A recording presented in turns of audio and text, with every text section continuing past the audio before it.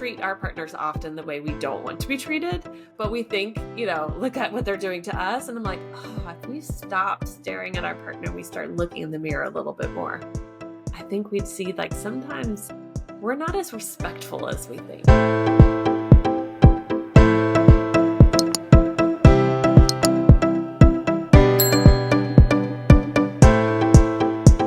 Today's guest is Katie Rössler, a relationship strategist and licensed therapist, and creator of the Rebuild Method, a transformational relationship alignment program for high-achieving international couples. She's the author of 2 books, host of the Relationship Reset podcast, and has spoken on stages around the world. Welcome, Kate. Thank you so much. I'm excited about our talk today.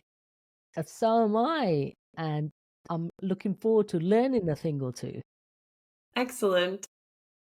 So with that said, what is one of the most courageous things that you have done?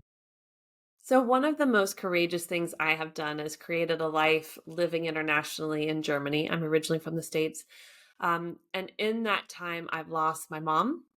I've lost 2 of my grandfathers unexpectedly, and my mom was unexpected as well, and had 2 miscarriages on the journey of trying to have our 3rd child. So having a lot of loss in a time of uncertainty and not being rooted in, right? Like when we live in our home country, we feel like we got our roots, so we know our things. All of that happened in about a 4-year process. That I would say is probably one of the most courageous things I've done in my life, is just creating a life amidst all of that. Absolutely, and I really feel that it's a lot of loss, one after the other, and it can't be easy. And like you said, being in a different country as well, trying to rearrange and getting comfortable in your settings. So I can understand why that is so courageous. Thank you very much. It's heartfelt. It really is. Especially like your parents, no matter what, you always want your parents, especially your mum, to be there forever. Oh, absolutely. Absolutely. And I'm a mom of 3, so not having her here through that journey of motherhood is, it's difficult, right? Our parents are, especially our mothers, are kind of our memory keepers. Oh, you were like that at 5. Oh, that's normal. At 12, you said the same thing. And I don't have that anymore. That's been really hard. Yeah. Yes, I can only imagine. What took you on your journey of being a relationship strategist and licensed therapist? Yeah. So I actually went to college for physics, and my focus was going to be pre-med. I was going to be a doctor. I was like all in. And the first semester, I realized that the physics people and professors were not my people. I'm a little too social, maybe. I was like, study group, I'll bring the cookies. Like, is it a regular? Are we like setting it on the calendar? And they were all like, this is overwhelming. And I remember going in one of the professor's offices and being like, I have a question. And he like kind of sat back like, okay, I don't social hour. And then I was like, okay. And then I had a general psych class, and what they were talking about, I was like, oh, this has been my whole life as a military kid, constantly adapting and analyzing and paying attention to how people think and act, and kind of discerning, is this someone I want to be around or not? And then I knew it was psychology. And pretty quickly after that, I knew it was a therapist. My family had gone through therapy as my parents divorced, and when I was a teenager. And so I just knew, like, actually, I want to do that. Everyone had always told me their problems anyways, even like teachers and adults, where I was like, why are you telling me this? Like, this feels like boundaries. But people felt safe and comfortable. It was a natural gift I always had. And I realized that I had a natural knack for asking questions in a deeper way than maybe others would, and reflecting things that I was hearing that weren't exactly being said. And it was like, yeah, this is where I'm supposed to go. So I got my master's in marriage and family therapy. I got licensed in the States. And then we moved here.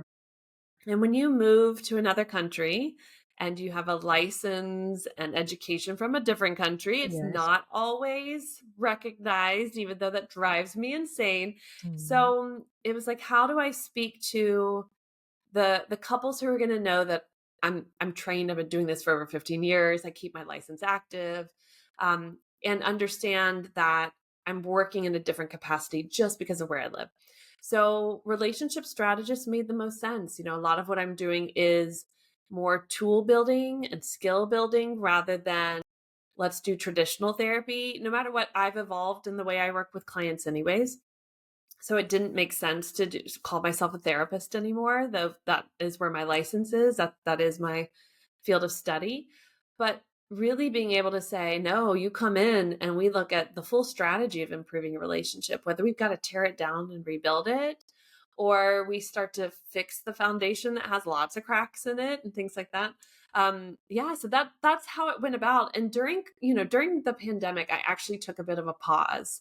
I was pregnant with our third at that time. We finally got pregnant, and um, I was burnt out from working with couples. As you can imagine, they're all in the house together all the time, and they have a lot of thoughts and feelings about it. And so I was like doing therapy every night with them because I had the kids at home all day with me and going, okay, I need a pause. And, when naturally you're working in a hard field, what do? You go to grief work. So I worked with people on grief, and I was like, well, it actually was funny enough, a lighter subject than what some of the couples were going through, and helping an individual go through their hidden grief around loss or changes or adapting to things or identity shifts was easier for me. And Mm. and that was about a 3-year stint where I wrote my 2 books, and then, I had a client go, "Would you work with me and my partner?" And I was like, "I don't know." It's so funny, imposter syndrome, s comes Yeah, up in ways that you're like, "But I've been doing this forever. I just took a yeah. 3-year break." And I met with them and I loved it. And I was like, "Oh," I felt like, that glove that fits perfectly. And I was like, "This is what I'm supposed to be doing." So, which frankly, couples work is a lot of grief work, both Mm. individually and together. And so it all intermixed, and I was like, "Okay, this is what I'm supposed to be doing." Absolutely love that. And the fact that everyone's talking to you anyway, so you just naturally is one of those Right. people where people pour out. Yes. I always joke when people like meet me for the first time online or in person, and if they start crying quite early, which I don't intend to ever ask a question or say something that does it, but they do. And I go, "Oh, you found my superpower." Like I'm Yeah. able to make people feel so comfortable that they'll release what they've been holding in for so long. It's like my party trick, you're I gonna love that. you're gonna cry. I feel like I need to wear like a warning shirt or something like you may cry when talking to me. But it's a gift I welcome and I honor because I understand that not everybody feels safe to talk to people. So yeah, And that's the key word here, feeling safe. Yeah, I love that because absolutely people would not say anything unless they did feel safe with you. right. That's the thing. So many people go to counseling, therapists, whatever they do, and they walk away with nothing has changed. But really, what you're doing really is Yeah. giving them a gift. Yeah. Thank you. Absolutely. Thank you. Yeah. Yeah. So, how can couples create a life vision together, even in challenging times?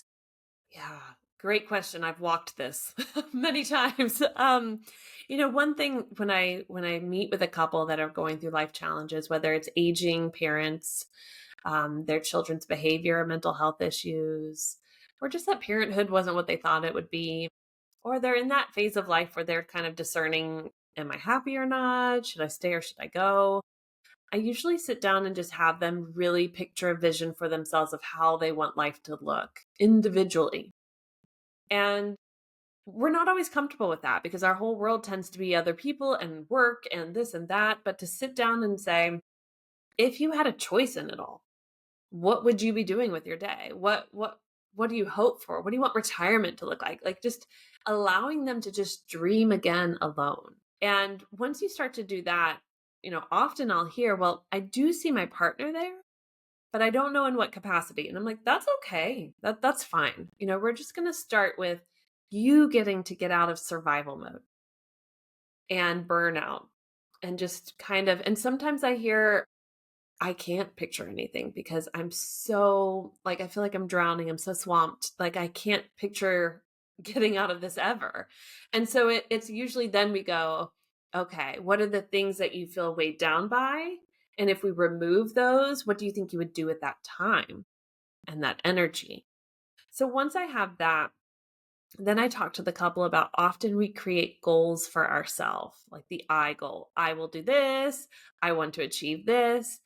And in most cultures, we're not taught the we goal, which is we will come together and we want to achieve this. We want to see this. Often is we want to have a house and kids. Great. Okay.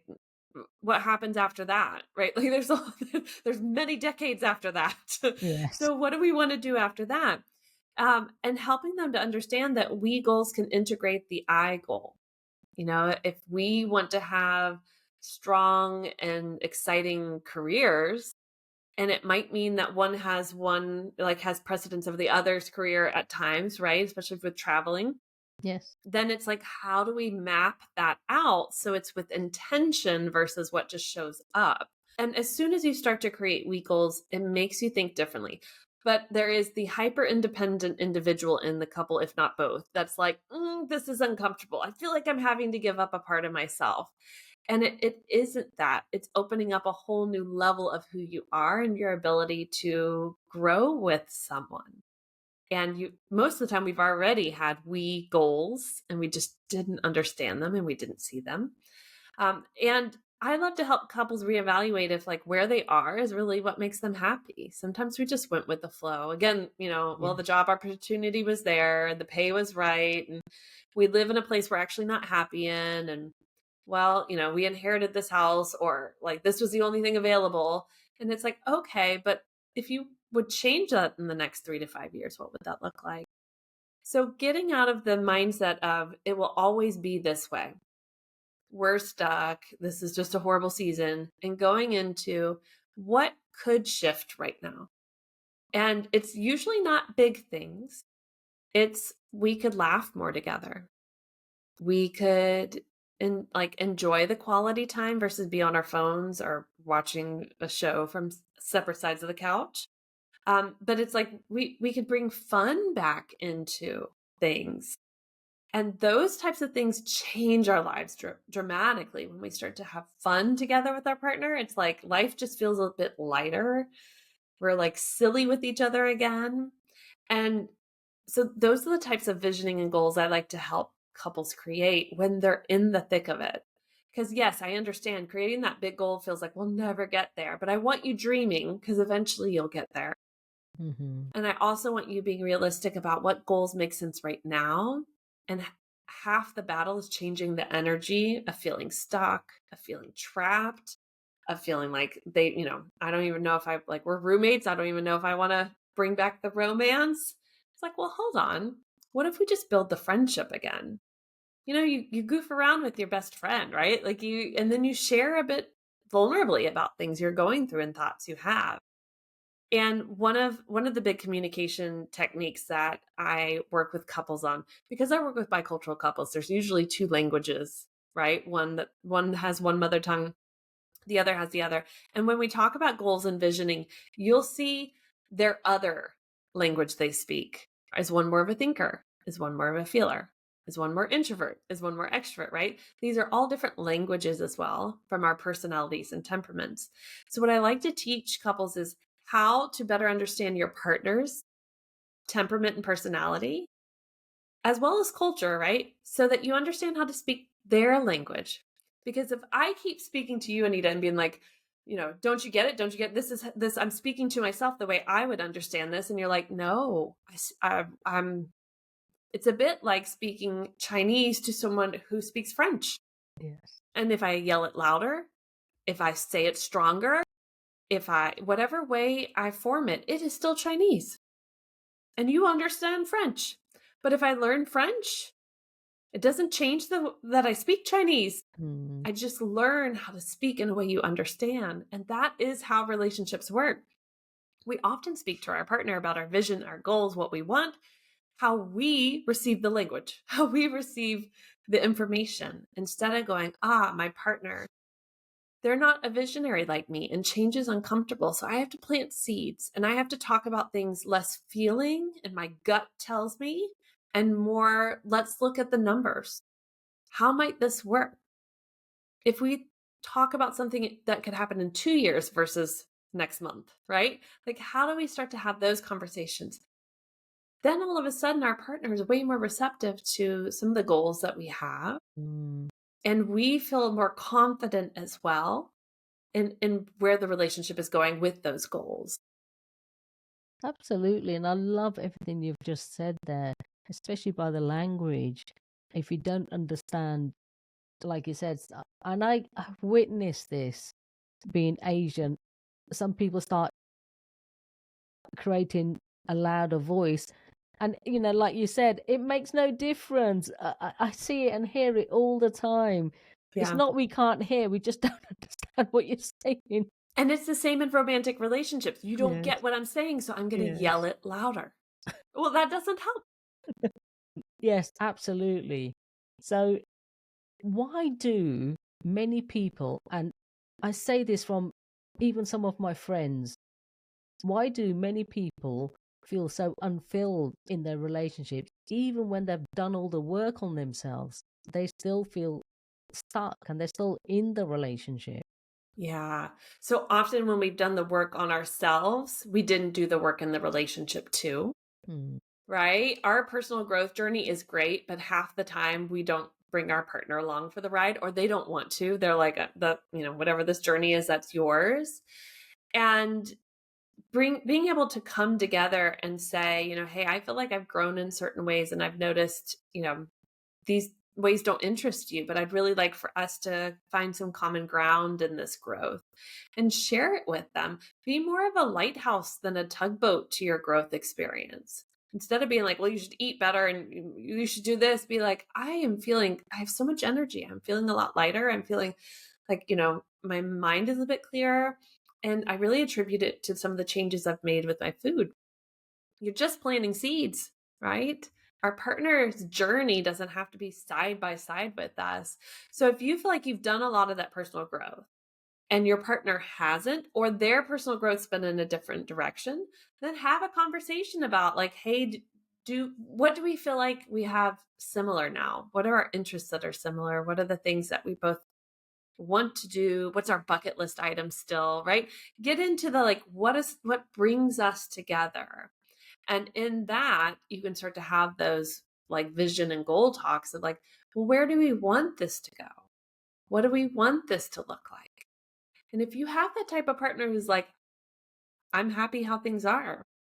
I often joke one partner usually is the one who has the king size bed at the Hilton and filet mignon every night, and the other one's sleeping on the floor with, like vegetables or something, right? Like just something that's like, it's not as amazing. And when we say, I want to lay next to you on the king size bed and I want filet mignon too, it's not always comfortable. Or, hey, there might be some nights where you sleep on the floor and I get to have the filet mignon and you have the vegetables, right? And being able to say, this is a give and take. Often women are conditioned to be the ones who are more adaptable, more flexible, go with the flow.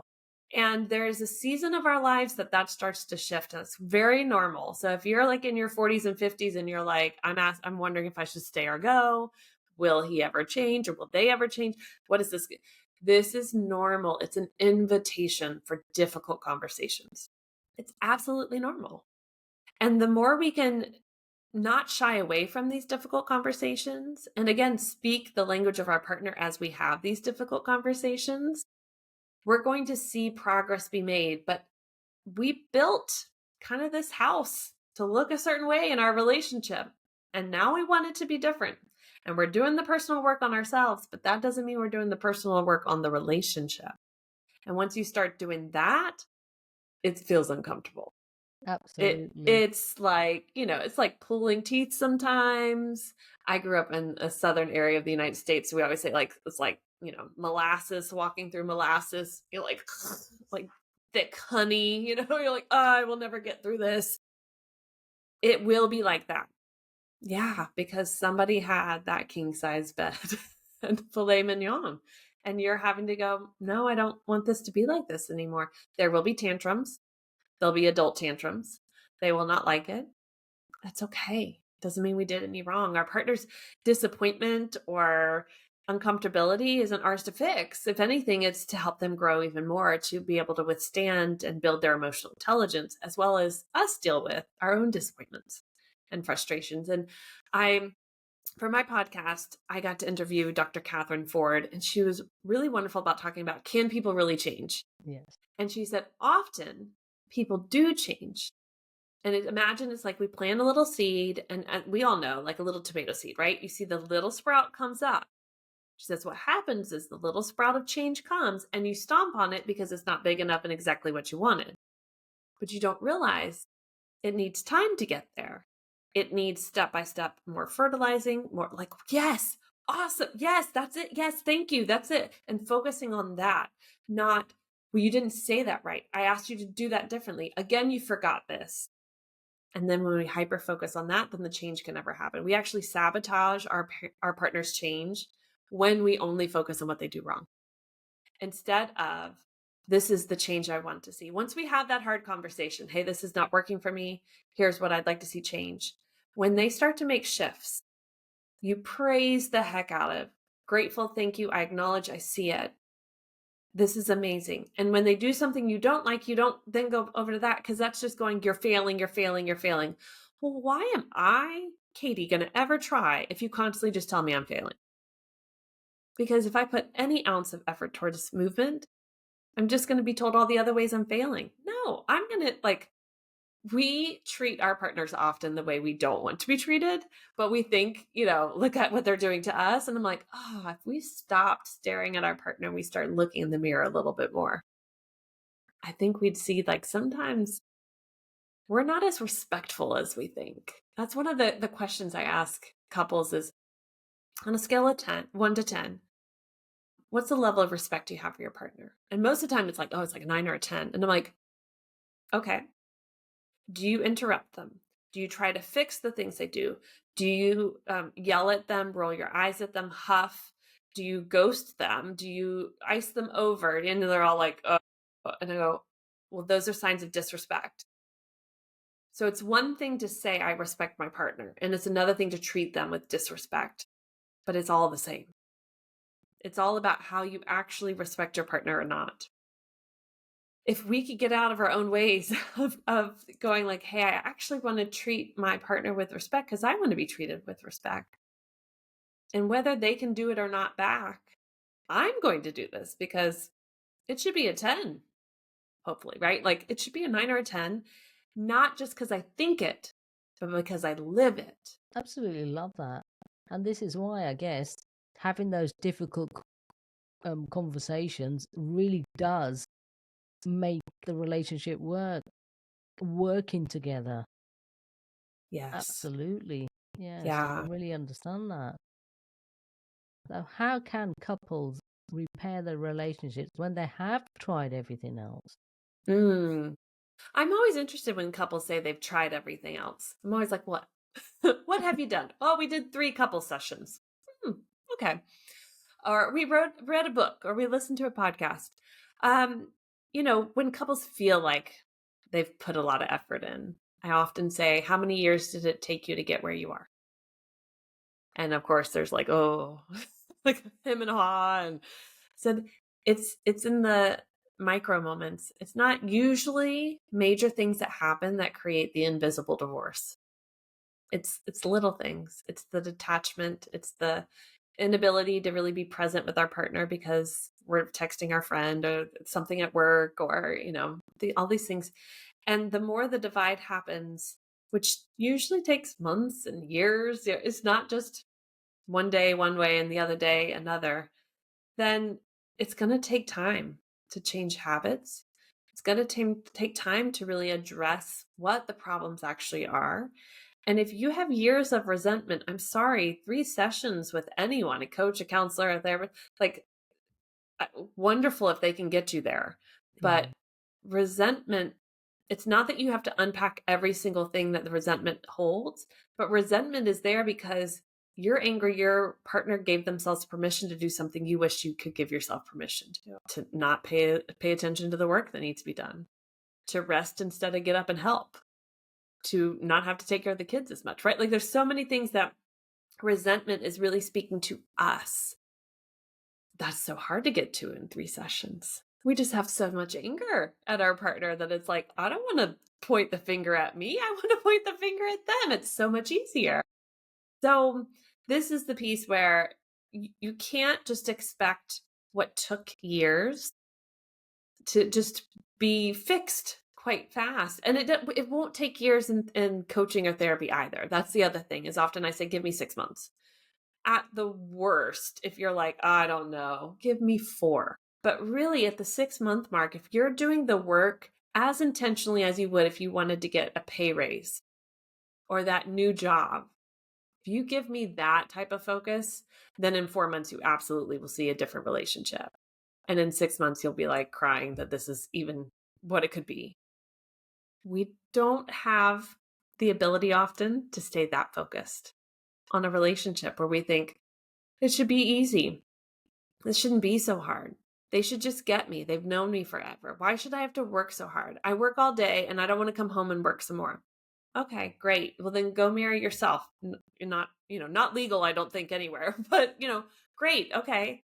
Then go be alone because you're in partnership with your partner, not you.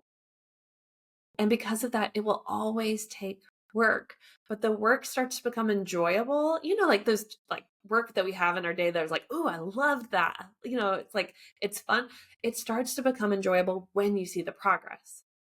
And when the bumps happen, you start to recognize, oh, these are normal. This is natural in a relationship, all relationships. And we know how to get back on track a lot faster. And you can have 10 arguments in a 2-hour period, but repair so quick each time that you're like, oh, not even a blip on the screen because you learned how to not fix it, but to heal quicker from it. You don't hold on to the resentment from the past that builds up with it.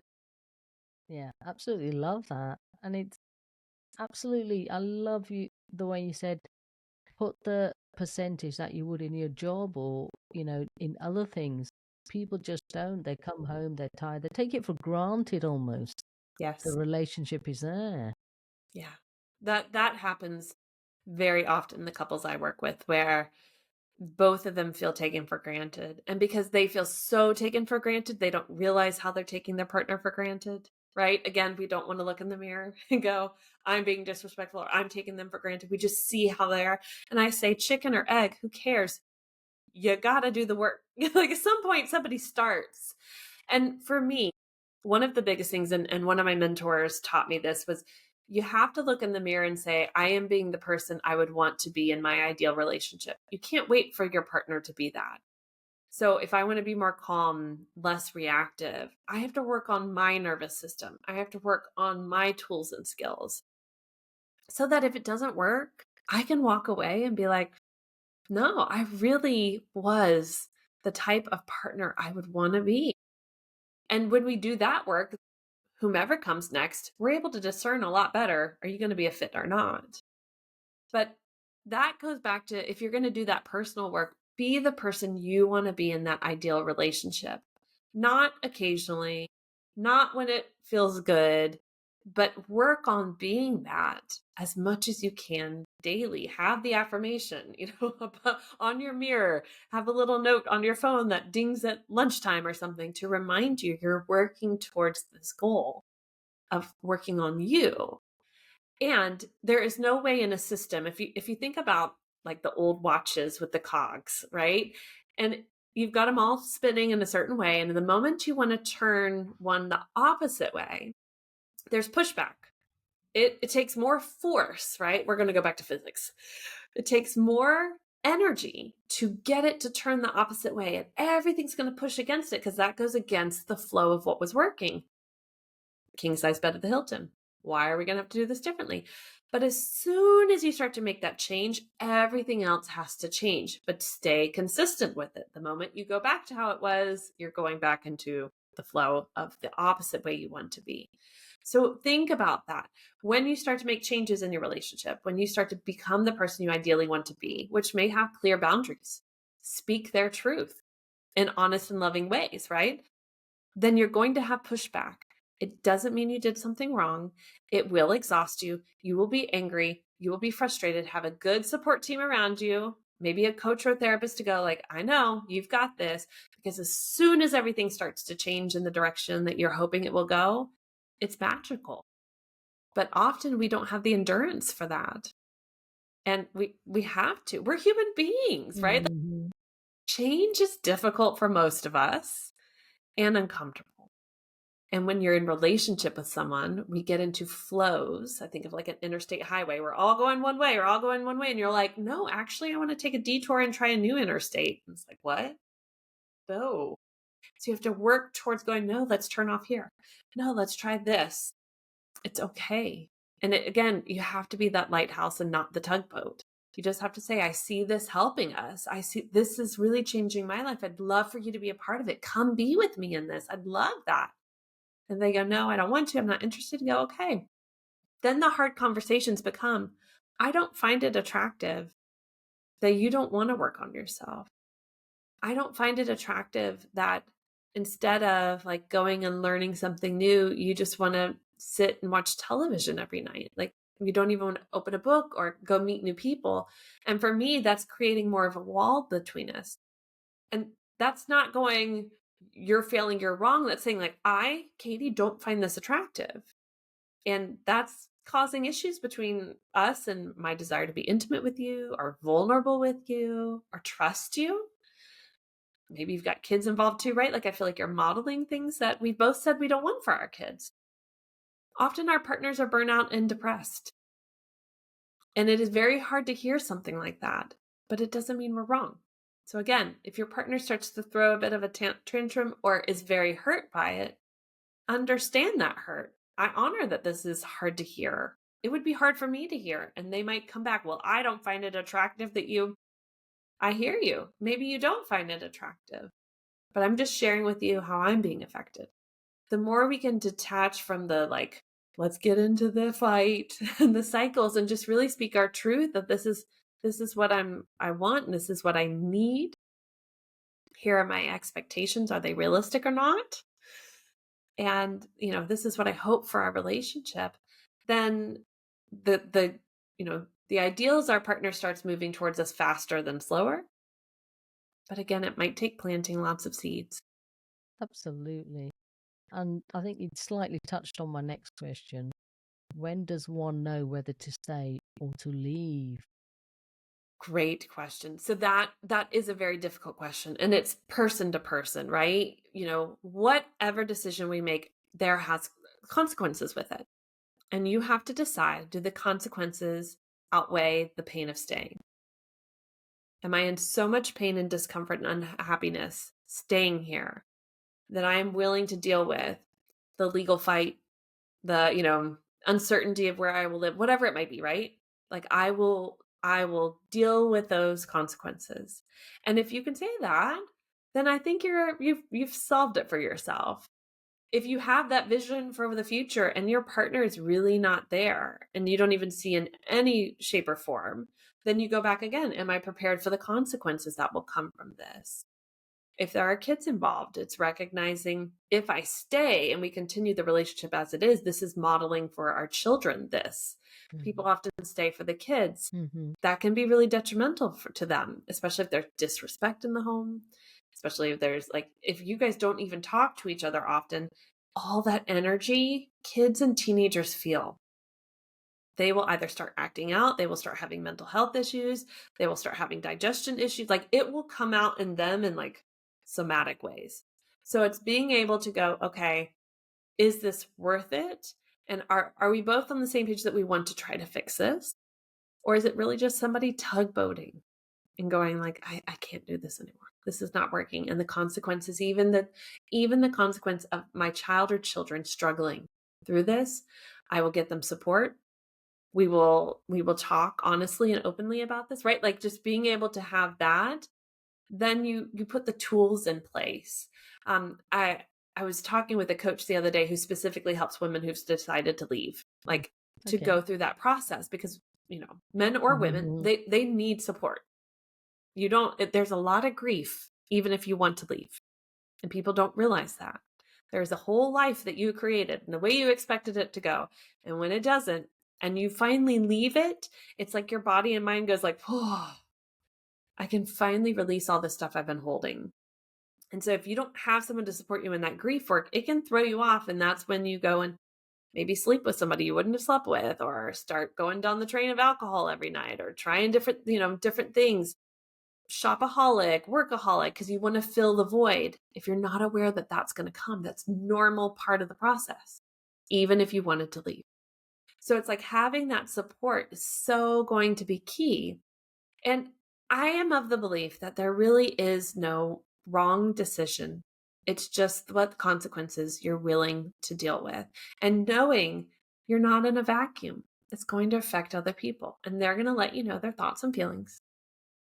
And you practice your statements. I'm sorry, I'm not really here to listen to how this is affecting you. Call Absolutely. me when you're done. Here's the name of a therapist, right? here's who I work with. Go talk to them. But practice your boundary statements, because you'll have to use them on repeat. Absolutely wonderful. Absolutely. Each word you've said, absolutely fantastic. And it's Thank you. so true. If people just listen to themselves, listen to that. And I love the fact it's a responsibility, boundaries, and the consequences. Yeah. Right. Going Tell back me. to, if I'm not being the person that I want to be in my ideal relationship, I will always kind of question, am I making the right decision? Oh, maybe I could have done something more or better. If you go back to, hey, no, I spoke my truth. I was the loving as I wanted to be, or I was as kind or as helpful or generous, without being walked all over, holding firm to my boundaries, and it still didn't go anywhere. Okay. Then I can walk away and go, no, that just didn't work. Absolutely. Yes. So you are the author of The New Face of Grief and Giving Birth to Motherhood. Tell me about your books, Kate. Yeah. So the new face of grief is about hidden grief. We often think about grief and death, but grief happens throughout all of life. Any transition and change we've gone through, we experience grief. There's this letting go of the old and accepting how it is now. And yes, that comes with death as well. So the book walks you through what all can cause grief and how we can better understand that grief is a very normal, natural part of life. Most of us run from it, don't talk about it. Oh, Yes. they're grieving. Oh, maybe I'll bring them a casserole. No, like, how do I actually sit with someone in grief? How do I sit with my grief instead of finding it so uncomfortable? So it's like really a good emotional intelligence lesson in the experience that we will all go through, and we probably have already been through multiple times in our lives. And then the second book, Giving Birth to Motherhood, I co-wrote with Amy McCracken, and we wanted to write a book that taught women who've had traumatic or difficult birth experiences how to write their birth story in a therapeutic way. Because our children need to have a story of how they came into this world that doesn't automatically make their parent cry, or that isn't told because of the trauma that went through 'em. So it walks you through the path of being able to see holistically the experience you went through, and figure out how to write the story in a way that you feel a sense of, okay, this occurred and I see healing from it. And I can talk to my child at whatever age about what their birth experience was like in an age appropriate way, of course. Absolutely. That's fantastic. So, for all the listeners, the links will be in the show notes. Do please go ahead and get the books if that is for you. Thank you. And you are the host of the podcast Relationship Reset. Love the name. Thank you. Tell me more about it, Kate. Yeah, so this is specifically for couples who've been together for over 10 years. Usually very goal driven couples listen to this, because I always give homework at the end. A little bit, 2 to 3 things to think about, a journal assignment, a conversation to have, because that's how I work. All of my clients always say, God, I love it. At the end, I always know exactly what I'm supposed to do next. It's like, here's your tool. Use it this week, right? But that's how I approach the podcast. And we talk about things like the invisible divorce and misconceptions we have. And I have different experts come on too that talk about, anxious and avoidant attachment, or like change, like I mentioned earlier. Can people really change? helping them better understand conversations around sex. Because the longer we're together, for some reason, we don't talk about these things. And it's like, maybe we should. So, how to get more comfortable with that. So, it really touches on a variety of issues that couples who've been together longer are experiencing. That's fantastic. And the links will be in the show notes for your podcast as well. So please Thank do you. listen in, listeners. Thank you very much. My pleasure. So, if there was one key takeaway you want every listener to walk away with today, what would that be? Ooh, a great takeaway is just the reminder of how important it is for us to have difficult conversations and to stay curious, right? To ask questions rather than assume. Don't jump on our partner immediately when they say something. Make sure we really understand what they're saying and ask the questions that are hard. This past weekend my husband and I had a discussion about, like, honey, what are your expectations when your parents start to age and maybe need care? What have you already thought about? Well, of course he says, I haven't thought about it, but if I think about it right now, here are some things. And it's like, those are difficult conversations to have, but they will impact our marriage. So we need to be having them. Or Absolutely. where do we want to retire? And what will that look like? It's not just always difficult conversations in the fact of how you spoke to me, I didn't like, or I don't trust you. Sometimes it's the conversations about life events that we don't want to talk about because they're uncomfortable, but help us to feel more connected when we have a plan together. So that would be, I would say, get curious and ask the difficult questions and have those difficult conversations. That's absolutely fantastic. And thank you for sharing that. So, where can the listeners find you online, Katie? Yeah, so my website, katierössler.com, is a great way. I'm very active on Instagram, which is just katie.rössler, or on LinkedIn, same place, Katie Rössler. But the podcast is a great way to kind of learn from me on a regular basis and to get some tools and resources for your relationship. And I'd love to provide for your listeners a guide on how to create goals and a vision together.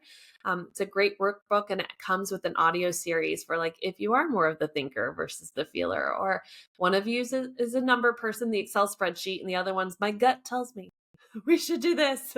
I'm just so excited about this. And so, how to navigate those differences. Absolutely. And all the links will be in the show notes. So please do go ahead and take advantage of the free gift Katie's given you all. Thank you for sharing your insightful wisdom and knowledge with us today. And by doing so, I know you have helped so many others make a difference. I'd really like to acknowledge you for that, Katie Rössler. Thank you so much. I really appreciate our conversation and getting a chance to share this with others. Thank you so much. With that said, we are all about Create the Courage to Be Fearless podcast. What is your definition of courage? Well, my definition of courage is that no matter what fear or anxiety or worry or belief systems that want to hold us back occur, that we still continue to step forward and face those mountains each day.